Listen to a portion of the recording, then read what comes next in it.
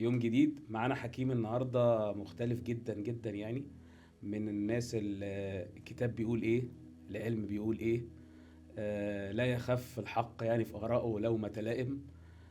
مشرفنا النهارده ومنورنا الدكتور محمد هلال سليمان، استشاري النساء والتوليد وتأخر الإنجاب. ازيك يا دكتور؟ ازيك يا دكتور احمد؟ منورنا احنا يا والله. باشا يعني متشكرين جدا على المقدمه الجميله ديت. لا والله انا مبسوط وانا جدا اللي يعني. متشرف ان انا موجود معاك النهارده لقاء والله. اتأخر كتير والله، حبيبي، بس ان شاء الله جاي في وقته. ده كتير ما تقلقش، احنا مع بعض على طول. منور ان شاء الله يا حبيبي يا دكتور، باشا، الله حبيبي يا يخليك دكتور. الله يخليك.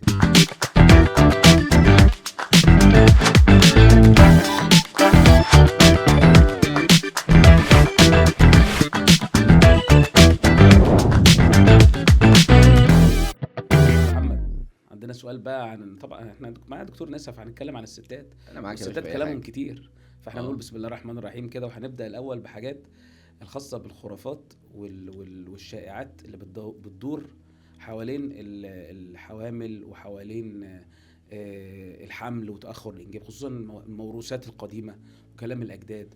وتفتح أي سوشيال ميديا تلاقي فلان الفلاني الفلاني يقول لك تحط إيه، حاجة على حاجة عشان ان شاء الله ربنا يكرمك، او تجيب ولد او تجيب بنت، الحاجات بقى اللي انت والله عارفها يا دي يعني. باشا، انت سؤالك ده في الجون يعني. الله يخليك يا دكتور. وده كان شاغل دماغي من زمان، من يوم ما اشتغلت يعني، وكنت عايز اوصل ازاي اوصل رساله للناس تمام. عن طريق الميديا. تمام. الحاجات اللي بشوفها في شغلي. بالظبط. وعملت صفحه فعلا في 2018 اسمها اشتغالات ستات. اه. من اللي بشوفه من الشغل والحاجات الخرافات اللي سببها الدكاتره او خرافات موروثات، حاجات زي تمام. كده. تمام. بس الجديد بقى ايه؟ انا يعني احتكيت بعالم التيك توك اه. من حوالي شهر واكتر يعني. تمام. فطبعا بفتح حاجات وشفت حاجات غريبه. ايوه. في مثلا ايه، واحد شيخ. اه. فهو بيشتغل بقى بفك السحر والرقيه والحاجات ديت. اه ده كتير مع اكثرهم. فكاتب عنوان فيديو كده ايه، ايوه. ازاي تحملي. قلت اتفرج عليه. لقيت الشيخ ده بيقول بقى ايه، انت تجيبي زعتر اه. ومعاه وتغليه في ملح، ايوه. وتحط عليه مسك، ايوه. وتحط عليه مش عارف ايه تاني كده، حاجه كده غريبه كده، وتعمل بخار. ايوه. والحله لما تحطيها ما تحطهاش على حاجه ايه خشب عشان ما تحرقش، ايوه. حطيها على بورسلين او سيراميك. اه. والبخار بقى ده وايه تقفي عليه، ويكون لابسه جلابيه بس من غير اندر. اه والله ما بتضحكش. طيب اه خلاص ماشي. ده البخار بقى ده ايه، هيخش في الرحم ايه مباشر. ايوه. خلاص بصي الدوره مش هتيجي، اه هتحملي على طول. صح. ده من ضمن الحاجات. طب بقى ماشي. شفت حاجات تانية قول. شفت حاجات تانية بقى ايه، مش هقول لك. لا قول لي عادي. والله العظيم في واحده ايه لبنانيه، واحده لبنانيه، اه. ويعني ايه مش محجبه ولا حاجه خالص، ايوه. وعامله بيرسنج في مناخيرها حاجه زي وعايشه الفل. حياتها يعني. اه. خلاص، ولقيتها بتقول ايه، انتوا تقروا سوره مريم لمده اسبوع هتحملي على طول. ايوه. طبعا بقى غير الايه الحاجات بقى يا جماعه بتوع ايه الكركمين والحاجات الاعشاب والكلام دي. ايوه. عيش حياتك. ده. فلقيت بقى ايه، في البردقوش ولا بردقوش. البردقوش صح. ايوه. البردقوش مع السمسم مع اه. القسط الهندي. لدرجه ان في شفت دكتور نسا عامل حاجه زي دراسه كده، ان هو القسط الهندي مع السمسم فيرسس القرنفل مع مش عارف ايه. ده عامل ما شاء والله الله العظيم، وايه دراسه. والحاجات دي كويسه. طب ماشي، طب الناس اللي انت قلت عليهم دول ناس يعني دجالين. لكن ده طب دكتور والله بقى والله يعني. دكتور نسا. خلاص. وفي بقى ناس تانية ايه بتخليك بقى يا احمد عيش حياتك.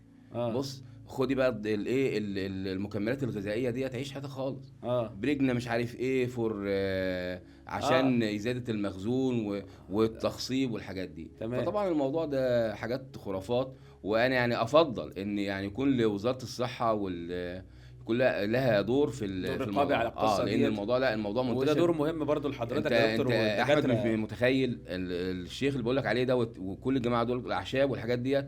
بص بالملايين متابعين. متابعين وايه جدا. وما شاء الله الكومنتات ايه تشل. تمام. انا شلتني الكومنتات. اه.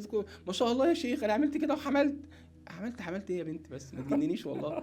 والله حاجه احنا ده ليه دور بقى كبير على حضراتكم الدكاتره ان هم يصححوا الحاجات والله يا دي. احمد، انت الراجل موجود معايا وعارف اشتغالات ستات، وانا ايه يعني اهو شوف انا بعمل اللي عليا والله. لا ما شاء ودلوقتي الله نازل من كتر التيك خير. توك اهو حوالي بقالي شهر، طب بحاول كويس. اصلح المفاهيم الغلط يعني. صح كتر ان خير. شاء الله يعني. الله ينور عليك يا حبيبي الله يخليك يا حماد.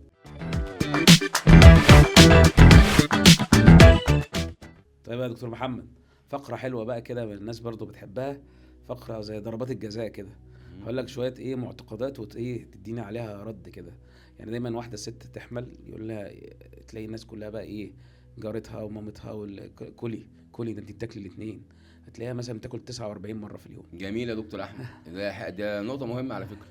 هو بيقول لك في الجايد لاينز ايه اللي احنا بنمشي عليها يعني، اللي هي التوصيات الطبيه، دونت ايت فور تو، يعني ما تاكليش اتنين، كلي اكلك الطبيعي طبيعي اللي هو بتاكليه كل يوم. هي بتلاقي الناس بتوجب معاها بس اهم حاجه تاكلي ايه؟ اكل صحي. الاكل المفيد. الاكل المفيد ليكي، يعني الاكل صحي، خضار، فاكهه، لحمه، البروتين والكربوهيدرات والايه والفات طبيعي يعني. بس الاكل عادي، بس ايه ما تقعدش بقى ايه تفتحي على البحر وتبلبظي تمام. عشان القلبظه والبلبظه لها مشاكل لها كبيره مشاكل في الحمل. ومضاعفات في الحمل. صح بالظبط كده. تمام. خلاص. طيب برضه تلاقي الست رايحه بقى متابعه من اول ما ربنا كرمها وعرفت انها حامل، راجع بكيس علاج شاريه نص الصيدليه، فيتامين ايه وبي وسي ودي واوميجا وبرطمان ايه وبتاع فيتامينات من هنا يعني تكفي 10 تنفار. والله يا باشا انت ايه، انت حاسس بيا. الله يخليك والله العظيم. انا يا دكتور احمد انا بتنفخ من العلاجات اللي بعد الشر بشوفها. عليك يا دكتور. والله لا بتجنن والله يا دكتور احمد. هو المفروض ان الحامل ما تاخدش على غير حاجه واحده فقط لا غير، اللي هو حمض، اللي هو فيتامين بي 9 اللي هو الفوليك اسيد. الفوليك اسيد، حمض الفوليك 400 مايكرو جرام للحالات العاديه اول 3 شهور، و500 ده لحالات معينه زي السكر مثلا والناس اللي عندهم مقلمزين، يعني عندهم سمنه وكلام زي كده بس. لكن بقى ايه، وحتى الحديد، عارف الحديد؟ ايوه انت ده راجل صيدلي وعارف ايوه يعني. ده بقول لحضرتك ده حديد يعني انت الحديد ده، الحديد المفروض انا ما بكتبوش للحامل الغير هتقطع علينا كده يا دكتور. لا يا باشا ما انا عارف انت انا بص. لا احنا عايزين نتكلم في الصح طبعا. هو الحديد، حتى الحديد انا ما بكتبوش اصلا غير لو عندها انيميا. تمام. ما عندهاش انيميا خلاص تاكل الحاجه لحاجتها، لكن مش خالص. اصل انا بلاحظ ان ده حاجه الكالسيوم طبعا. كده. الكالسيوم ده برضو البيض واللبن والكلام ده احسن منه 60 مره. تمام. بره بقى بيكتبوا فيتامين دي عشان أيوة. طبعا ما بيشوفوش الشمس. عشان لكن هنا في مصر احنا عندنا الشمس الحمد لله ربيع طول السنه يعني. صح. مش محتاج يعني. خلاص. تمام. بس ادي القصه. لكن طبعا انت قلت نقطه مهمه، اوميجا 3 ده بقى بص ده بينفخني بجد. ويفهموا الناس بقى ايه، انت تاخد الاوميجا 3 ده عشان يخلي العيل ذكي. ايوه. طب بالراحه بس، اذا كان الاب غبي والام غبيه العيل هيجيب الذكاء منين؟ بالراحه خالص. طبعا الاوميجا 3 طبعا ده حاجه مش موجوده في التوصيات الطبيه خالص خالص خالص، وملوش اي ستيل لازمه. ولا بيخلي العيل ذكي ولا بيخلي العيل غبي. تمام. دي حاجه الوراثه يعني. ملهاش حاجه ملوش علاقه بالنسبه للاكل والشرب يعني. تمام. طيب في برضو احنا اتكلمنا برضو على الحامل. طب في نقطه ثالثه اللي هو واحده بقى بتفكر انها تاخر شويه في الانجاب يعني. تمام. فبيقولوا بقى الدكتور اول ما تاخر في الانجاب يقول لها طيب خلاص ماشي، انت هتاخد شويه حاجات وبيكون من ضمنها ثابت معاك كورتيزون يا باشا. لازم تاخد دواء كورتيزون مع التنشيط، تاخد دواء كورتيزون مع اي حاجه. انت تشتغل دكتور نسا. الله يخليك. والله العظيم. يعني الكلام ده اصل احنا ما ده من ضمن دورنا ولقينا يعني. ما هو ده من ضمن الاشتغالات اللي بقول لك عليه. ده من ضمن الاشتغالات. ده في ناس بيكتبوها يا دكتور احمد روتين كمان للحوامل. يعني تلاقي السولبريد ده موجود على كل روشته. اول ما الست رايحه بتقول يا هادي بكريه ومتجوزه مثلا من شهر ولا شهرين وحامل، كاتب لها سولبريد ليه 5 مللي جرام، ليه كاتبه ليه؟ خلاص. في النقطه بقى بتاعتك بتاعه تاخر الانجاب، احنا طبعا كلامنا كله بيمشي حسب مين؟ حسب الجمعيه الاوروبيه للخصوبه وعلاج العقم. الله ينور عليك. اللي هي مين؟ اللي هي القشري. خلاص. والاسرم لو احب الجمعيه الامريكيه حتى النايس جايد لاين بتاعه الكليه الملكيه اللي بتمشي حسب بالنسبه للخصوبه بتمشي حسب القشري. فالقشري قالت نوت ريكومندد انك ما تكتبش الكورتيكوسترويد في حالات اللي هو تاخر الحمل خالص، ولا حتى في الحقن المجهري، ولا حتى في اللي هو الاجهاض المتكرر، ولا حتى في الفشل المتكرر للحقن المجهري. ملوش اي دور خالص. بس للاسف في هنا دكاتره في مصر بيكتبوه. طبعا ده حاجه غلط. تمام. طيب استكمالا برضو للحاجات ديت، كان في برضو يقول لك ان الست من اول ما ربنا يكرمها وتعرف انها حملت ممكن خلال 9 شهور تعمل التحليل الرقمي ده بتاع 60 مره. هل ده برضو يعني مش عارف بقى تطمن؟ انت اشتغلت دكتور نساء قبل كده؟ والله انت عارف احتكاكي بحضراتكم كتير يعني. انت كده انت قاعد معايا في العياده. الله يخليك. عشان الحاجات دي كلها بتنفخني. والله. بص يا باشا، هو احنا التحليل الرقمي ده بنطلبه في حالات معينه. الحاله الوحيده اللي بنطلبه فيها ان الحاله تيجي المفروض ان هي حامل ويبان في كيس حمل بالسونار. ايوه لو يعني مثلا في الاسبوع الخامس، في الاسبوع السادس، خلاص المفروض في كيس حمل ظاهر بالسونار. تمام طيب انا جت تعمل سونار وهي عارفه ان هي حامل، تمام بتحليل مثلا في البول او التحليل اللي في الدم العادي، تمام. ما لقيتش كيس حمل في الايه، في السونار، يبقى ساعتها اعمل لها تحليل رقمي. ليه؟ ليه؟ عشان استبعد الحاجات الخطره صح اللي ممكن تحصل في اول 3 شهور، مظبوط. اللي هو ايه، الحمل خارج الرحم، او حاجه اسمها الحمل اللي هو العنقودي، العنقودي، خلاص، تمام. او في حاجه الناس ايه مش شائعه عندهم يعني اسمها BUL، اللي هو الحمل غير معلوم المكان. خلاص تمام. فدي دي ساعتها احنا بنطلب مين؟ بنطلب تحليل رقمي، وساعتها بنطلبه بقى ويتعاد تاني بعد 48 ساعه ونشوف. لكن يتعمل روتين ده حاجه حرام طبعا، طبعا، عمال على بطال. لا طبعا حرام. وحاله مثلا بشوف ناس الجنين، ما انت شايف قدامك فيه كيس حمل بس ما فيهوش نبض، بتعملوا تحليل رقمي ليه؟ تمام. خلاص انت بتشوف السونار، ولو ما انت شايف النبض بتقول لها تعالي مثلا كمان اسبوعين وشوف ما فيش نبض، خلاص يبقى الجنين ده جنين راكن وبتدي له علاج وينزل. تمام. دي نقطه مهمه والله. نقطة كمان. اتفضل. الست حامل في اول 3 شهور او في الثلاث شهور اللي في النص، المهم جالها بقى عندها اي طارئ من الطوارئ، اضطرت انها تروح لدكتور سنان وهيديها بنج، اضطرت تروح تعمل اشعة، وقعت على رجليها، ايديها اتخبطت، اي حاجة، نقط تقول لك مهمه حامل، والله. لا ما تروحيش ولا تخليكي بكسرك كده وبسنانك بايظه دي لحد ما تولدي. يا باشا انت بتتكلم في نقط مهمه خالص والله. طبعا دي رسالتنا كمان لدكاتره السنان. يا دكتور السنان يا صديقي العزيز، تمام لو الحاله جات لك من اول يوم حمل تمام لحد قبل ما تولد بيوم، خلاص انا اللي بقول لك، الدكتور محمد هلال بيقول لك احشي واخلع وادي بنج، خلاص الموضوع بتاع السنان عمل عادي يعني. واعمل اشعه للسنان خالص، مفيش اي مشكله. دكتور العظم حبيبي تمام. اعمل اشعات واطلب اشعات براحتك خالص، اعمل شغلك العادي، اطلب اكس راي عادي خالص، اطلب MRI عادي خالص، لكن CT ما تطلبش. الCT ممنوع. اشعه المقطعيه. ليه بقى؟ لان احنا بنقول ايه، الاشعه العاديه، الكميه الاشعاع اللي موجوده في الاشعه العاديه كميه صغيره جدا، خلاص، ملاش اي تأثير، ما بتسببش اي ضرر سواء كان للام او للبيبي. تمام. فالناس تعمل اشعاعات عادي جدا، وزياده في الحرص كمان، كل ما يكون مكان الاشعه بعيد عن البطن كل ما الموضوع بيكون امن خالص، امن ومفيش مشكله خالص. لكن الاشعه المقطعيه مالهاش علاقه بيها. زياده للامان مثلا ممكن تلبسي حاجه اسمها ابدومينال شيلد، موجوده عند معظم مراكز الاشعه. تلبسي حاجه واقي لبطنك للاطمئنان بزياده يعني. بس تعملي اشعه عادي طول الحمل، اول ما تحملي اول يوم لحد اخر يوم، مفيش اي مشكله. تمام. ونفس الكلام على السنان زي الفل. تمام يا باشا. نقطه كمان، معلش انا يعني الفقره دي بس مهمه. السؤال اللي هو بيبقى بعد الساعه 12 بالليل بيجي لك على الواتساب او في التليفون، يعني يقول لك يا دكتور ممكن تكون ناس تساله في العياده موضوع اثناء الحمل والعلاقه الزوجيه، الانتركورس. ده ممكن بقى يبقى سؤال من الزوجه او من الزوجه. اقول لك حاجه، تسال لنا الدكتور اقول لك حاجه حصلت قريب يا دكتور احمد. تمام. من يومين يعني. تمام. كانت جات لي حاله يعني بتتابع عند تكون من مكان بعيد يعني. تمام. فجايالي فبقول لها قالت لي والله يا دكتور لسه الست حامل بقى لها مثلا 5 اسابيع 6 اسابيع.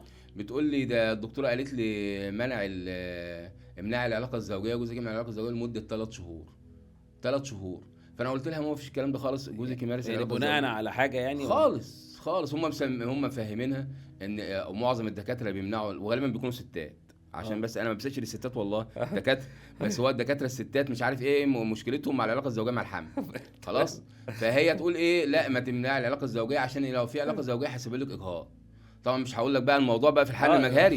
بص الحال المجهري انا بقول للراجل روح اتجوز يا ابني. ايوه طبعا ده كلام يا دكتور احمد مش موجود في الجايد لاينز ولا التوصيات الطبيه، وثبت فعلا ان العلاقه الزوجيه ملهاش اي علاقه بالاجهاض خالص. تمام. فالناس عادي تمارس العلاقه الزوجيه، لكن احنا بنمنعها في حالات معينه. مثلا يعني واحده عليها دم، انت مثلا الزوج هيجي جنب مراته ازاي وعليها دم؟ صح مظبوط. واحده مثلا نزل عليها ميه الجنين، طبيعي مش هيحصل، هتزود الانفكشن والالتهابات. واحده مثلا حصل لها ولاده مبكره قبل كده، او حصل حامل في توأم، ناخد بالاسباب في اخر الشهور من العلاقه الزوجيه. صح. دي حاجات معينه، لكن طول الحمل واول 3 شهور والكلام الفاضي ده لا، ده كلام طبعا مش صح. تمام.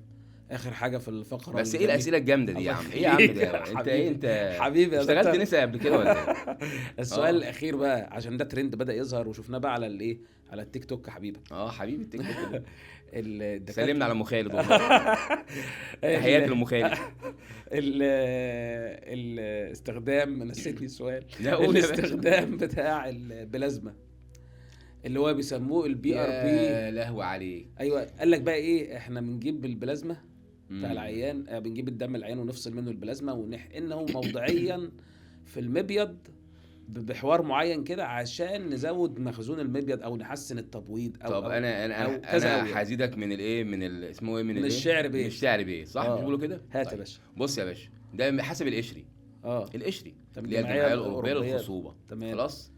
اللي احنا قلنا على الكورتيكوستيرويد، ايوه اللي هي الكورتيزون. تمام. واتكلمنا على البلازما، أيوة. حقن البلازما ما للمبيض. ده سؤالنا بقى. وفي حاجه كمان اسمها ايه، السائل الابيض اللي هو الانتراليبيد او المحلول الابيض. المحلول الابيض ده بتاع المغذيات ده انتراليبيد لا، بيدوه لحالات الفشل المتكرر الحالي المجهري برضو.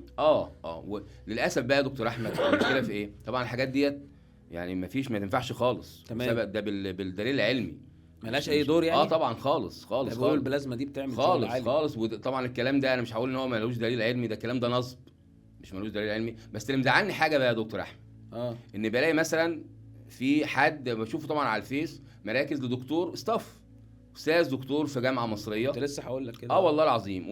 وكمان في دكتور استاذ كمان، راجل بيدي محاضرات وبيطلع في المؤتمرات وبتاع وايه، وبيبارك الايه اللي بيعمله الدكتور ده.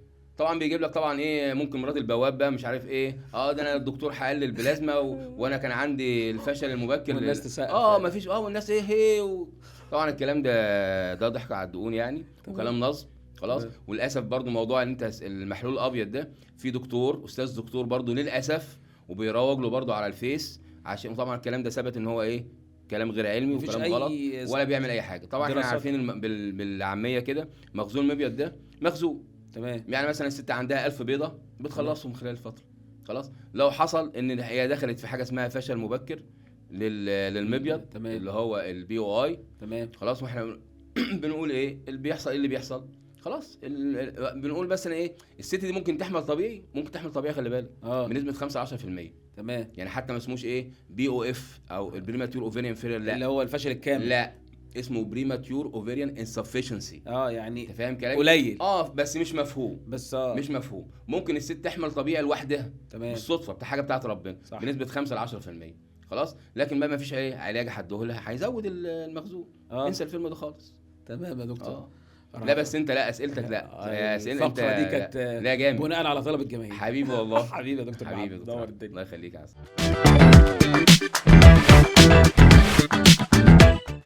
لقاء ممتع يا دكتور والله انا مبسوط اني معاك يا دكتور احمد. والله انت العظيم حبيبي. طيب خد بقى عندك السؤال ده. قول يا باشا قول. ستة كلها 100. الله يخليك. فكره الاجهاض المتكرر، واحده ربنا كرمها وعرفنا انها حامل، جت بعد شهر 2-3 اجهضت مره، في الثانيه تمام، جت في المره الثالثه راحت للاستاذ الدكتور فلان الفلاني، تمام، قبل ما تقعد على الكرسي طلب منها لستة تحاليل تقريبا تخش لها مثلا في 5-6 آلاف جنيه. تمام يا باشا. كل حاجه حضرتك. انا على سمعي برضو بناء على اراء الجماهير، تسمع يقول لك تحليل مش عارف حاجات جينيه والمصفر والاصفر والاخضر والحاجات اللي انت بتسمعها. ايوه الاسماء دي كلها. فلسه التحاليل تلاقي العيان راح للمعمل، المعمل دافع رقم قد كده وجايب تحاليل قد كده. هل التحاليل دي فعلا هي اللي بتنطلب على طول من العيانه اللي بتجهض مره او مرتين؟ سؤال روعه. ربنا يخليك. والله الله يخليك. وللاسف فعلا هو الاستاذ دكتور. ايوه بالظبط. وراه بقى ايه الهبيده اللي موجودين. في ناس كتير بيمشوا على ان هو الاستاذ الدكتور بيعمل كده بقى هنعمل زيه بالظبط. خلاص. طبعا ده كلام ملوش علاقه خالص لا بالتوصيات الطبيه ولا بالجايد لاينز خالص. تمام. حلو الكلام. هو المفروض كلمه اجهاض، طبعا اجهاض مره واحده كده ده حاجه عاديه عادي، حتى بنقول عليها ايه وان اوف ايفنت. تمام. خلاص مره وعدت، حدثت مره خلاص غالبا ما بتتكررش، ما فيش اي مشكله خالص. تمام. لو الموضوع ما بيطلبش بقى تحاليل ولا اي حاجه، غالبا دي بتكون سبب ايه، ان في خلل في الايه في الكروموسومات. الكروموسومات ديت اللي هي بتشيل الجينات ديت اللي بتحمل الصفات الوراثيه اللي احنا بنورثها من ايه، من الاب والام. فبنفهم الحاله كده، ومش محتاجه بابا تحاليل، وتحملي عادي، مفيش اي مشكله خالص، ما فيش اي مشاكل. لكن المشكله بقى امتى؟ لما يكون الاجهاض ده بيتكرر مرتين او 3 ورا بعض. تمام. ساعتها بنحاول بقدر الامكان ان احنا ممكن ايه، نشوف فيه سبب. السبب اللي ندور عليه في اسباب كتير. صح. خلاص، من ضمنهم برضو ان في خلل في الكروموسومات دي بتمثل حوالي 50% بالنسبه للاجهاض المتكرر. صح. وفي حاجات بقى ان احنا بندور عليها، التحليل احنا بنعملها فعليا، اللي هو تحليل التجلط. التجلط فيه انواع كتير من التجلط. تمام. التوصيات الطبيه بتقول ايه؟ احنا بنعمل تحاليل للتجلط المكتسب، اللي هو في حاجه اسمها انتي فوسفوليبيد سندروم. تمام. هو حاجه ده يعني نوع كده من انواع الذئبه الحمراء. المضادات بتاعته حاجه اسمها لوباس انتي كواجلنت، وحاجه اسمها ايه، انتي كاردولايبين بي. تمام. بس ده اللي بنطلبه. والله لو طلع ايجابي خلاص ما بنعتمدش عليه. يعني هو طلع لو طلع ايجابي مش هقول خلاص الست عندها تجلط واديها علاج. لا، هستنى هنعيده تاني لان سبوراديك ده ممكن يحصل لاي حد. اللي هو يطلع ايجابي استنى عليه فتره وتعيده تاني 3 شهور يا باشا. 3 شهور وتعيده تاني. فاحنا التحليل دي يا دكتور احمد لو طلع فيه ايجابي، تحليل التجلط المكتسب، بنعيدها تاني بعد 3 شهور. تمام. خلاص. واحنا لما نيجي نعمل اصلا تحاليل للاجهاض المتكرر ما بنعملهاش ان هي ست اول ما تسقط على طول نعمل التحليل. بشوف ناس كده، او لو تيجي تحمل تاني بيعمل لها وهي حامل. امال بتتعمل امتى بقى؟ بتعمل يا باشا بعد 6 اسابيع من السقاطه. يعني لا توقيت يعني. مش ان بشوف ناس الحاله حامل جايه معاها عامله تحليل تجلط، عملها ليه وانت حامل؟ هي حامل اصلا والدنيا مكمله يعني حامل وطالب لها تحليل التجلط. بتتعمل بعد 6 اسابيع من الاجهاض على الاقل. ولو طلع ايجابي تحليل التجلط بنعيدها تاني بعد كام؟ بعد 3 شهور. لو طلعت ايجابي خلاص يبقى ساعتها بقى بنمشي الحاله ايه لما تيجي عندها تجلط. بروتوكول علاجي معين بروتوكول بتمشي عليه كليكسان مثلا واسبرين لحد الاسبوع ال 34. خلاص. في مثلا فحوصات تانية بندور مثلا على ايه، على الغده، تحليل الغده لو فيها مشكله بنظبط. الغده الدرقيه. الغده الدرقيه كويس خالص. دي التحاليل المطلوبه بس في حالات الاجهاض المتكرر. تمام. بس ركز في كلمه بس، لان في ناس بشوف تحاليل مناعه وتحاليل مش عارف ايه، انا بشوف وتحاليل ايه ومسفر والطفره وهوموزايجس وهيتروزايجس ومسفر وترتر وهوموسيستين وتوكسافين. ايه يا عم الكلام ده غير بقى الكلاب والقطط مش هقول لك. عطرش عيش حياتك والله العظيم. عيش والله يا احمد. توكسوبلازموزس وحاجات والله انا بتجن. احنا عايشين في العصر سنه 1920 مش 2025. فطبعا حاجات مش صح خالص. هم دول التحاليل بس المطلوبه، لان الناس انت شايف الدنيا عامله ازاي. صح. لما الاقي مثلا حاله جايه لي بتحاليل 5000 و10000 و15000، حرام ولا حلال؟ لا طبعا. لو ويا ريتها لها قيمه، يا ريتها لها فايده. صح. ملهاش اي 60 فايده. تمام يا دكتور. بس ادي القصه والله. بس طبعا في بقى فحوصات تانية لو الحالات بقى بعد الاجهاض اللي هو حصل بعد الشهر الرابع للسادس مثلا. اعملي 3 دي مثلا، ممكن يكون في مشاكل في الرحم، ورم ليفي، مش عارف حاجز رحمي، كلام العيوب خلقيه في الرحم. دي الحاجات اللي ممكن نطلبها تحتاج منظار مثلا رحمي نشوف الدنيا ايه بس. تمام. لكن برضو في نقطه كويس انك فتحتها، انت بتفتح اسئله رهيبه. الله يخليك. انا بيجنني اكتر حاجه بتجنني ان واحده مثلا ساقطه مره او مرتين خلاص في الشهر، في اول شهرين. تمام. خلاص. والاقي دكتور طالب لها اشعه بالصبغه. ايه سيادتك طالب لها اشعه بالصبغه ليه؟ عايز توصل لايه؟ ايه المطلوب؟ احنا بنطلب اشعه بالصبغه عشان نشوف الانابيب. صح. شغاله ولا مش شغاله. صح. خلاص. ما هي حملت. ايه اللي حصل؟ انت عايز لها ما هي حامل، جايه لك حامل وساقطه، فمعناه ان الانابيب شغاله. فحاجه والله انا بتجن. كان الله في العون يا دكتور. حبيبي يا دكتور. ربنا يبارك فيك يا حبيبي. طب يا دكتور، استكمالا للجزء بتاع الاجهاض، دلوقتي الحاله اجهضت، في ايه هو التكنيك او الخطوات المتبعه الصحيحه من الدكتور؟ لان برضه انا بشوف مدارس او يعني مش عارف هل في جايد لاينز ولا لا في موضوع ان انت بتسمع التفريغ. يعني حاله مثلا اجهضت خلاص، هل مثلا بسيبها لوحدها وبديها علاجات، ولا بتخش عمليه؟ وفي بعض الناس تقول داخله تعمل عمليه تفريغ او تنظيف او حاجه كده يعني. فعايزين نعرف ايه البروتوكول المتبع، 1 2 3 كده. والله يا باشا انت بتقول حاجات ضرر. عارف الضرر؟ والله العظيم للاسف الموروثات ديت بقت دلوقتي عند الناس. ان ايه ادم ساقطت اعمل لها تنظيف عشان تحمل على نظيف، لازم تعمل لها تفريغ يا دكتور عشان تحمل على نظيف. انا مش عارف ايه كلمه تحمل على نظيف ايه يعني تفضل الرحم خالص يبقى تمام التمام بالعمليه. وطبعا ده جاي منين؟ ده جاي من الدكاتره. ايوه الناس عارفه طبعا منين؟ جاي من الدكاتره. سمع ده والكلام ده طبعا ده السبب الرئيسي. ربهتها وخالتها من سبب الدكاتره. فطبعا احنا الجايد لاينز يا دكتور احمد اللي موجوده في الخطوة الأولى. العالم كله، ايوه احنا واحده جايه لك باجهاض، شفت انت كيس الحمل ولقيت ان مفيش نبض، مفيش خلاص نبض خلاص. بتقول لها عندك 3 اختيارات، مم.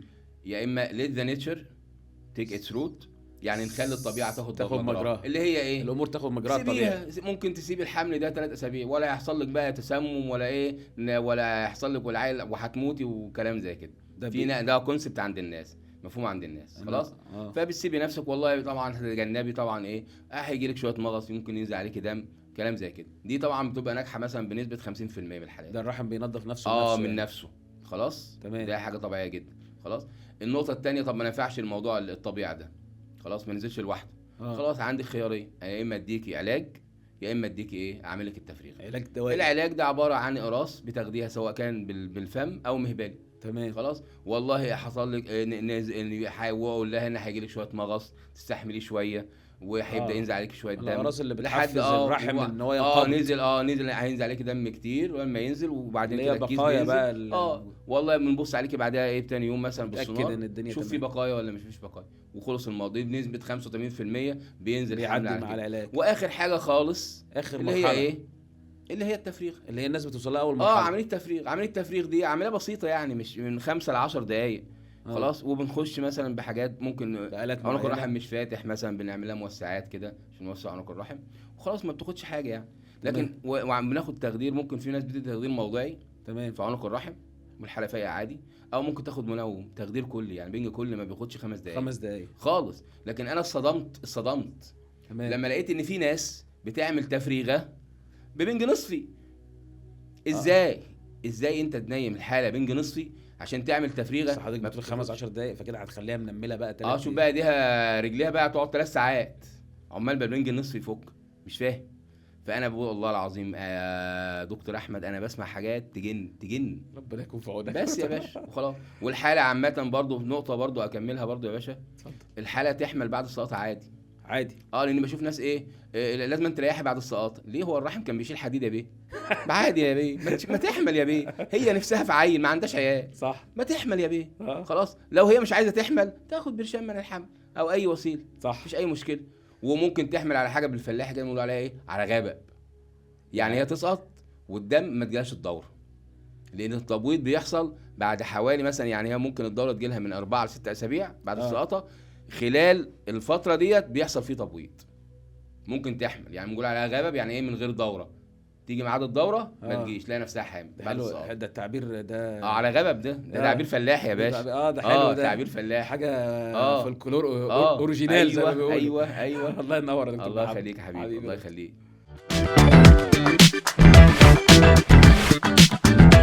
طيب يا دكتور، الدكتور جزء لا يتجزأ من الحياة ومن العيان، وبيتأثر طبعا بالعيان. فالعيان ممكن نتيجة خصوصا لما العيان تبقى ستات طبعا كائن عاطفي بقى، وما بيجي هو طبعا يعني ايه مستعجل على حاجة معينة، خصوصا الموضوع له علاقة بالحمل، له علاقة بالولادة، ليه بحاجة، فبيبقى عامل زي عامل ضغط محتاج من الدكتور، خصوصا جاي من عند الدكتور فلان وفلان، عايز من الدكتور تشخيص دقيق، وعايز علاج منجز، وعايز سرعه. فممكن عامل الضغط والسرعه وعدم صبر العيان، وبعض الدكاتره بتخاف ان العيان يسيبها ويمشي او حاجه، يؤدي الى ان الدكتور مثلا يحصل زي ما بيقولوا ميس دايجنوزد، او حاجه تتشخص كانت كذا بقت كذا. ممكن يكون العيان ما قالش التاريخ المرضي كويس او حاجه. فكنا عايزين نعرف اشهر الحاجات واصعب الحاجات اللي قابلت دكتور محمد مثلا في موضوع التشخيصات الامراض النساء والحاجات دي. والله يا دكتور احمد سؤالك ده روعه، ربنا روعه بجد. هو لازم دكتور النساء لازم يبقى حاجه اسمها بنقول عليها ايه، اكتوبيك مايندد خلاص، واندو والفيزيكولار مول مايندد. يعني الحمل خارج الرحم والحمل العنقودي تكون في دماغه على طول خلاص. يعني دي من ضمن الحاجات دي ممكن ناس كبيره جدا، وانا عن نفسي كان يعدي مني حالات ايه، حمل خارج الرحم. دول الحتتين دول من اشهر الحاجات، وطبعا صعب تشخيصهم، وممكن الدكتور يعني يعدوا منه ويسببوا مشاكل جامده جدا. ايوه، مضاعفاتهم خطيره. طب كويس. فمثلا حاجه زي الحمل خارج الرحم. ايوه، ان هو بيحصل ايه، الحمل ما بيخش، الحمل الطبيعي بيكون موجود داخل الرحم، داخل تجويف الرحم. صح. هو بيحصل الاول فين، في الانبوبه. صح. وبعدين الانبوبه دي فيها حاجه زي شعر كده زي الانف اللي موجود في المناخير، بيزق الايه الجنين جوه الرحم ويحصل الحمل الطبيعي. خلاص. لكن في الحمل خارج الرحم بيستنى في مكانه. فبيحصل فيه ان الانبوبه دي عامله زي الصوبع، تمام، وبطانتها عامله زي بطانه الخد، تمام، وبيجي لها دم كتير، صح. خلاص. والحمل خلاص هيجي له ويكبر. فلما يكبر ايه اللي هيحصل له؟ هينفجر. هينفجر عشان ثبت في الانبوبه. هينفجر. لما ينفجر الانبوبه ايه اللي هيحصل فيه نزيف. نزيف فين؟ جوه البطن. ممكن بيتشخص والحاله جايه لك بتطلع في الروح. تشخص يعني ممكن اول مره تشخصه يعني دي حاله ريسكي جدا. خلاص يعني بتاع 2 3 لتر جوه بطنها وبتطلع في الروح. يا ساتر يا رب. انت فاهمني؟ لكن انت لو تخاطه بقى من الاول يعني زي ما فهمتك في موضوع التحليل الرقمي، خلاص، ان في بتجي لك الحاله المفروض يبقى في عندي كيس حمل موجود، مش لاقي كيس حمل، عملت لها تحليل رقمي، خلاص، وبعد تعمل سونار لقيت ان في تحليل رقمي بيقول ان في حمل، بيقول ان في حمل، بس السونار بيقول ما فيش. حمل خارج الرحم كده شك بقى. يبقى في حمل خارج الرحم، بنعالجه. والله لو هي الحمل خارج الرحم ده ما فيش نزيف داخلي وحجم الكيس صغير اقل من 3 كده انا لحقته في البدايه، وما فيهوش نبض، حلو الكلام، والتحليل الرقمي مثلا اقل من 5000، خلاص ممكن نديله ممكن نخليه نديله مثلا حقنه كده اسمها حقنه كيماوي اسمها ميزوتريكسين 35 جنيه وشكرين جدا، بقت 70 مثلا، انت ادرى بقى. تمام، خلاص، بتاخدها عضل ونعيدوها للتحليل بعد 4 ايام وبعد 7 ايام، تحل الموضوع بدري لحد ما ما التحليل يبقى مثلا 20 او 15. تمام. خلاص. لكن لو هي جايه مثلا في نبض وفي مثلا نزيف داخلي جوه او كيس كبير او متاخر بقى، لا دي ممكن نعملها. الافضل طبعا بنخش بالمنظار مش بالجراحه، نعمل لها منظار. ساعتها بنخش، انا بفضل انبوبه دي تتشال، ادام دخلت بالمنظار شيل الانبوبه دي مش هتنفع، ولو حصل منها حمل هيحصل حمل خارج الرحم تاني. خلاص. هو الجايد لاينز طبعا بتقول لك لو انت شايف ان الانبوبه الثانيه السليمه فيها مشاكل، فيها التصاقات، مش عارف خلاص ما تشيلش دي لو الحاله ستيبل، يعني ما فيش نزيف داخلي، شيل بس الحمل خارج الرحم وخلاص. فدي نقطه مهمه بتاعت الحمل خارج الرحم. حلو. كنت قايل لي برضو على الحمل العنقودي. لكن الحمل العنقودي ده قصه كبيره. يعني الحمل العنقودي احنا بنقول عليه من ضمن الاورام التي قد تسبب السرطان. حمل عباره عن ورم. هو ده اللي بيحصل فيه. الجزء اسمه الكوريون اللي هو بيتكون منه في الجنين في الاول خالص، اللي هو بيتكون منه المشيمه بتاعت الجنين. الجزء ده جزء من تكوين الجنين.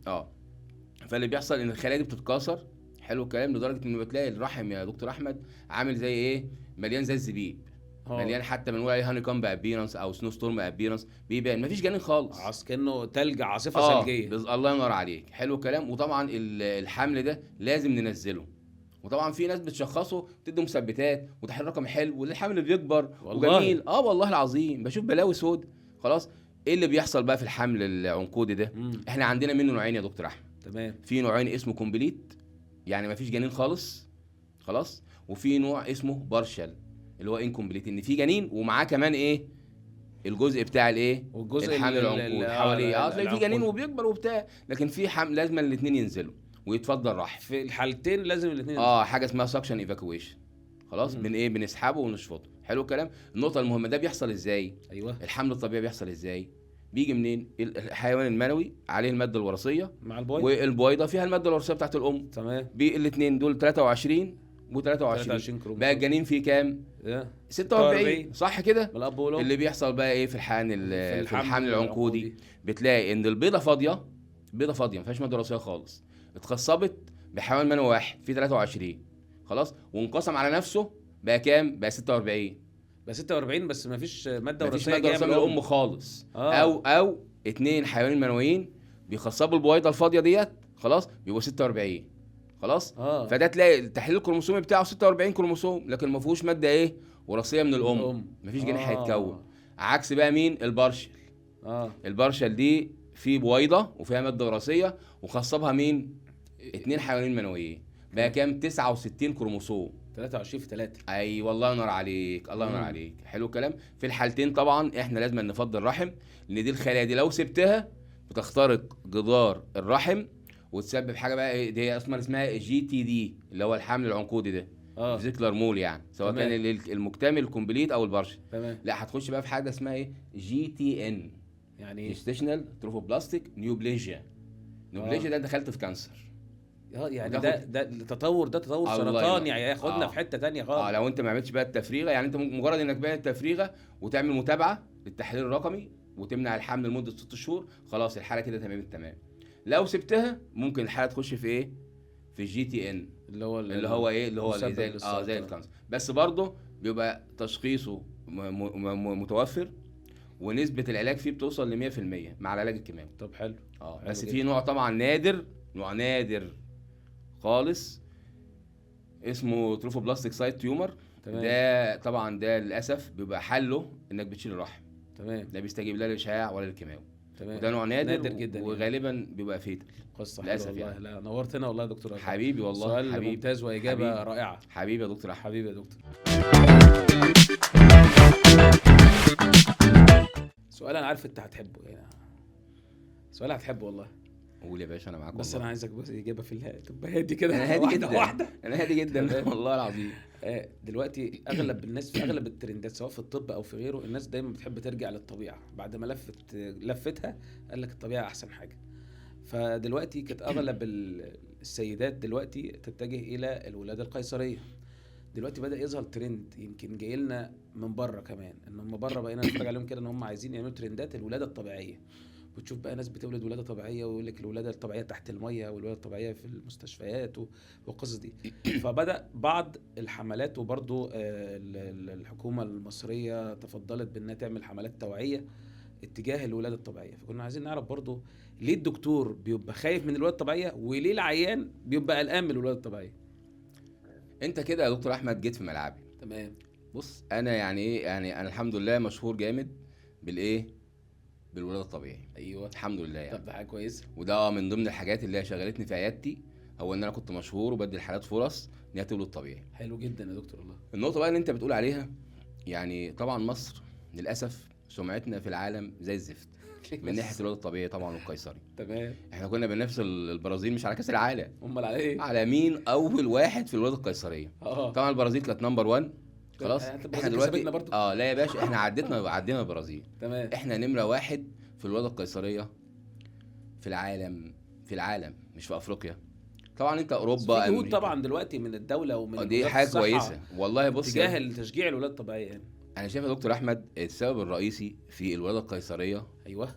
في مصر بالذات هم دكاتره النساء. هم السبب. هتقول لي ليه؟ ايوه ليه بقى؟ هتقول لي ليه؟ بص يا بيس، يجي الدكتور يقول الحاله ايه، اصل انا خايف الميه قليله. ايوه موضوع الميه. انا خايف اصل مفيش تجهيزات موجوده في المستشفى. الولد الطفل ولازم عشان توليد طبيعي لازم تتحط على جهاز اسمه سي تي جي كده، عباره عن حزام بيتربط على بطن الست ويشوف ايه ويقيس النبض بتاع الجنين مع انقباضات الرحم. ايوه. حلو الكلام. طبعا الدكاتره الستات طبعا لهم وجهه نظر تانية خالص. ايه بقى؟ دكاتره ستات النساء بتخوف الحاله من الولاده الطبيعي، ان بتقول لها ان هيحصل لك بقى ايه، ان المهبل بتاعك هيحصل فيه تهتكات، وهيبقى في مشكله ساعه العلاقه الزوجيه، وهيحصل لك مثلا ايه سقوط في سقف البدن وكلام من زي كده يعني. هو الرحم فبتخوفها من الولاده الطبيعيه من ناحيه انت هتبقي ست مش مظبوطه يعني. خلاص تمام. بالعكس طبعا احنا مثلا في اوروبا مثلا وامريكا والدنيا بحالها، الست اللي هي مش بتولد طبيعي بتحس ان هي معيوبه. ده الغريب. والله يبقى ايه يحس ان فيها مشكله. يعني لدرجه ان هناك اصلا طبعا بيدوا فرصه للوالده قيصري ان هي تولد طبيعي، لحاجه اسمها في باك. تمام. ان هي تولد طبيعي وتاخد فرصتها. تمام. طبعا مثلا دوله زي انجلترا مثلا، اللي الجماعه اللي هم بيقولوا ايه اصل لازما عشان توليدي طبيعي لازما تتحطي على جهاز السي تي جي، مفيش الكلام ده خالص. انت عارف ان في انجلترا يا دكتور احمد ايوه بيولدوا في البيت. عارف الديات بتوع زمان بيسموهم الميد وايفز. ميد وايف يا باشا. وعندهم مثلا حاجه زي الوحده الصحيه، حاجه اسمها ميدويفري يونت الونج سايد او فري ستاندنج. خلاص حاجه زي الوحده الصحيه ومركز امومه وطفوله، وفي الاخر خلاص في المستشفى. وفي واحد يقول لك انا عايز اولد في البيت، والميد وايف تروح ليها الدايه يعني خلاص بتروح معاها شنطتها وتولد الحاله فين. طبعا مدربه. مدربه طبعا، واخده لايسنس انها تعمل الحاجه دي، وبتروح تولد الحاله عادي في البيت. تمام. عادي مفيش اي مشكله. ولو فيها مشكله خلاص بتحولها فين؟ بتحولها على المستشفى او الوحده الصحيه اللي موجوده. تمام. لكن هنا بقى ايه، يخوف الحاله، انت هتاخد دم، طب خدت دم هيعمل ايه؟ عادي. الولاده الطبيعيه ده يعني الترند اللي موجود في العالم كله. زي ده انا طبيعي. كنت بشوف دايما الولاده الطبيعيه ان اغلب الناس كانوا بيقولوا الولاده الطبيعيه ممكن مثلا تاني يوم تلاقيها يا بتتحرك باشا عادي يا باشا انا وتمارس الحاله حياتها الطبيعيه بتولد يعني. الحاله بتطلع من اوضه العمليات ماشيه وخلاص، نص ساعه ولا ساعه ولا ساعتين، وبتروح نازله على السلم وشايله عيله. ده القيصريه بتقعد طبعا. اسبوع فاحنا تعبان. بصفه عامه يا دكتور احمد، بصفه عامه ايوه المعدل القيصريه اللي زايد بصفه عامه ده عشان قله التدريب بتاع الدكاتره على الولاده الطبيعيه، تمام قله تدريب الدكاتره على ولاده التوأم، تمام قله تدريب الدكاتره على ولاده العيل اللي هو بنقول عليه البريتش، اللي هو نازل برجله، تمام نازل بالمقعده يعني. مم. خلاص. الحسوكه الكتير اللي هو كل شويه بص على العيل مش عارف ايه، دي من ضمن المية الحاجات. قليلة والحاجات انك ما بتستشيرش الدكتور، استشير الدكتور اللي اكبر منك، ده بيقلل معدل القيصريه حوالي 40% تمام وانت في المستشفى كنايب. طبعا دلوقتي احنا عندنا حال المجهري، فطبعا ده من ضمن الاسباب بتاع زياده القيصريه. صح طبعا عندنا الناس دلوقتي بتاكل ما شاء الله وما بتتحركش، صح. وقلابيص بلابيص فطبعا السمنه ديت هتجيب ايه الا غير عيل بلبوص، صح عيل قلبوص. صح. خلاص، برضو فده من ضمن الحاجات اللي بتزود بتزود ريت القيصريه. الايه ريت القيصريات، طبعا دي من ضمن الحاجات دي. فاحنا القصه. وفي بقى نقطه مهمه خالص، هي حته أيوة. ايه بيقولوا عليها التوكوفوبيا. البت يا عيني بتبقى مرعوبه من من الولاده الطبيعيه. طبيعيه. بنت خالتها لا ده بيعملوا لي حاجه اسمها بيفتحوا لي من تحت، بيوسعوا لي من تحت، اللي هو بالعربي يعني شق العجان يعني. اللي هو إحنا عشان بنعمل- توسيع. شق العجان او بس توسيع. دي بتحصل وبتحصل حاجات عادي بسيطه خالص، ما تاثرش او على اي الالم حاجه. هيجي لك مغص مش هتستحمليه. طبعا كل الحاجات ديت لها بندي طبعا علاجات عشان تخفيف الالم مع الولاده مع الولاده طبيعيه. تمام. من ضمن الحاجات ممكن تكون حاجات طبيعيه، مم. يعني ممكن تاخد الحاله تاخد شاور دافي، تمام او ممكن تخش في البطن لما يزيد عليها الوجع، تمام خش تاخد في البانيو تقعد شاور دافي. وفي ناس بيعملوا مساج تمام. بره، ممكن مثلا، بس هو مش مكتوب يعني في التوصيات الطبيه، بيعملوا الوجز بالابره الصينيه. انت فاهم كلامي يعني إيه؟ بداوا حتى يبتكروا في الولاده الطبيعيه عشان بالظبط. يشجعوا الناس. مثلا في ناس ممكن تعمل اللي هو الحته بتاعه البانيو ديت، خدوها وعملوا الووتر بيرسي. الووتر بيرسي اللي هو ان هي تولد تولد فين؟ تحت الميه. تولد في الميه بيخلي درجه الحراره فعلا 37 ونص ومش عارف ايه وبتاع، تسهل الدنيا من ضمن وتعمل ريلاكسيشن. هو مش عشان حاجه، عشان تقلل الالم تقلل من غير ما الالم. تاخد علاج. تمام وفي ناس مثلا بيستخدموا حاجه انهيليشنال اللي هو انتونوكس، تمام يعني 50% اكسجين مع 50% نيتروك اوكسيد. تمام. بس طبعا الحاله طبعا نخلي بالك، هتحس دماغك تقيله تقيلة شويه، شويه ممكن عايزه ترجعي مش عارف ايه. في حاجه مثلا ادويه يا دكتور احمد ممكن ناخدها مثلا زي البي سي اي اللي بتتحط في الجهاز بتاع الله ينور عليك. خلاص انا عشان تكنترول الالم ما كانتش يعني. موجوده على فكره في التوصيل الطبي. ايوه دي حاجه لا تقنيه وكانوا جديده. بياخدوها في القيصريات كتير يعني. ايوه لكن طبعا الفكره هم بياخدوها عادي جدا، اللي هو البيشنت كنترول انستيزيا، تمام بيحقن اللي هو زي الريميفنتانيل، تمام بيحقنها العيال ممكن يديها لنفسه، بس طبعا لازم أن يكون في على مونيتور. تمام لان الموضوع مش موضوع ان ممكن يحصل فيه مشكله في التنفس، صح. فلازم أن تكون الحاله على مونيتور بارس اوكسيميتر وكلام زي كده. تمام. فالناس فاكره ان هي ممكن تاخدها في البيت وتدي لنفسها. لا طبعا ده حاجه ده خطيره إشراف طبيب جدا، طبعا. ده ممكن تحتاج انها تتيب. تمام ممكن تحط امبوتين اللي ممكن صدرها يقفل خالص. تمام. فدي نقطه مهمه. ممكن ندي مخدرات، اوبيويد، مورفين، ممكن تدي وامن جدا، بس بحاول بقدر الامكان تبقى فاهم لما هتدي مورفين مثلا كودايين، بيفيدين، خلاص الحاجات اللي هي الاوبيويد اللي بنقول عليها اوبيويد زي المخدرات دي تقلل الالم دي وتسهل عمليه الولاده الطبيعيه. هو يعني مش جامد خلاص، بس بتريح الدنيا. بس تبقى فاهمه برضو ان في طبعا دكتور اطفال يبقى فاهم ان الحاله واخده مورفين او حاجات المخدرات طبعا. ديت، عشان العيل هينزل ممكن مدروخ شويه، ما ياخدش نفسه على طول، عامل دماغ. هو عامل دماغ فعلا، صح الله ينور عليك. خلاص. وفي بقى المفروض ان احنا بندي اللي هو الابيديورال. الابيديورال ده عباره عن زي البنج النصف كده. تمام. بندي الابيديورال بقى فيه قسطره بتتركب في الظهر، وبندي فيها حقن كده عشان الحاله تقعد ساعه الالم الجامد ساعه الولاده ما فيش اي مشكله، ما تحسش بحاجه. طب الحمد لله يعني في حاجات كتير. والله احكي لك على قصه على الابيديورال يعني صراحه ومتوفر يعني في معظم بس لازم الدكتور يبقى موجود. ايوه لازم الدكتور لازم دكتور التخدير طبعا موجود. تمام. خلاص. هي ما بتطولش المرحله الاولى للولاده، تمام. لكن بتطول المرحله الثانيه للولاده. تمام. دي نقطه مهمه جدا. وممكن برضو الحاله تحتاج هم بره بيستخدموا يا دكتور احمد حاجه اسمها الشفاط والفورسبس والكيوي اللي هو بيمسكوا بيشفطوا راس العين، بيتكوش بقى عليه شويه اجهزه، لان انت اللي بياخدوا الابيديورال غالبا ما تعرفش تزق، ما تعرفش تحزق بالفلاح يعني، فلازم بيبقى معاه الات تسهل سحب بالظبط كده. فانا افتكر زميل ليا كان عايش في كندا، وكانت مراته كان بيولد معاها اونلاين، يعني هي بتولد في كندا ورفض ان هي تاخد ابيديورال. مراته مصريه يعني، اسكندريه كمان يعني. تمام. فرفض ان هي تاخد ابيديورال. قالت لا انا عايز اولد وامر بقى بالتجربه بتاعت الالم الولاده وكلام زي كده. طيب ماشي. فطبعا هي انا سامعها وهي بتصوت. ف ما فيش بعد قالت لهم انا عايزه ابيديورال. طبعا سحر. تمام. هو سحر فعلا وكويس جدا. فده حاجات موجوده متوفره يعني وسائل كتير تحسن دلوقتي جودة. لكن طبعا ما فيش حتى بالنسبه للموضوع ان البنات بتخاف من حته شق العجان او التوسيع والكلام ده. انا بالنسبه لي مثلا حالات كتير جدا بولدها من غير ما اعمل توسيع خالص. حلو. ولو عملت التوسيع بعمله في النص ما بين فتحه الشرج وما بين فتحه المهبل. هو عايز طبعا دكتور محترف في الولاده الطبيعي، مش اي دكتور يكون متعود عليه، لان المكان ده بيبقى طبعا تجميليا بيكون افضل بكتير جدا. صح. بحيث ما يعملش حاجه اصلا خلاص. وفي نفس الوقت الدم بيبقى فيه بسيط. حاجه بسيط خالص، وبتلم خلال يومين 3 ما تلاقيش فيه حاجه. تمام. فدي نقطه مهمه بالنسبه للولاده الطبيعي. وفي نقطه يعني في كلمه كده خالده الدكتور ماهر مهران الله يرحمه كان وزير الصحه والاسكان. تمام. وكان بيطلع كده في برنامج قبل صباح الخير يا مصر. تمام. لو تفتكر يعني. خلاص الصبح كان بيتكلم، فبيقول لو عايزين نخلي الولاده الطبيعيه نرجعها تاني في مصر زي ايام الديات، خلاص خلي الدكتور ياخد في الولاده الطبيعي ضعف الولاده القيصريه. ايوه. خلي الدكتور ياخد في الولاده الطبيعي ضعف الولاده القيصريه، هتلاقي كل الدكاتره بتولد طبيعي. والله وصلت الرسالة. يا دكتور احمد كلمه اخيره بس. الولاده القيصريه ليه الناس كلها بتهرب من الولاده القيصريه؟ وده اخر حل، عشان حاجة مهمة جدا جدا جدا، بعيدا بقى عن مخاطر التخدير والجلطات والدم والعدوى والكلام ده بحاله. المشيمة الملتصقة. تمام. كارثة. اكتر حاجة بتزود. ليه احنا بنشوف دلوقتي في مصر بنشوف كتير جدا مشيمة ملتصقة؟ سبب القيصريات. القيصرية المشيمة الملتصقة هتطلع بالرحم.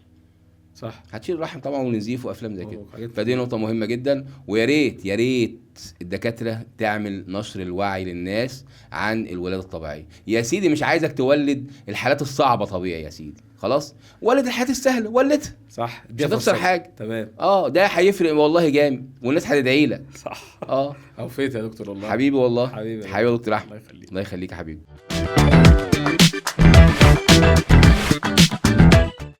لقاء فريد من نوعه، وان شاء الله مش هتبقى اخر مره. يعني لينا جولات معاك بقى الفتره الجايه، وتبقى يعني زي اجابات كده حلوه وهاديه كده. انا مبسوط ان انت كنت هادي. عشان عندي برد بس. انا كنت قلقان والله. بس الحمد لله يعني. والله يا دكتور احمد والله سعدت جدا بيك. لقاء ممتع جدا معاك، وان شاء الله نشوفك على طول يا باشا. والله اكيد. ان شاء الله مش اخر مره حبيبي. في مواضيع جديده، بس المره الجايه بقى تبقى جولات اكبر يعني. ان شاء الله ما يكونش عندي برد، اهم حاجه. ان شاء الله. الف سلامه عليك حبيبي يا باشا. الله يخليك. الله يخليك.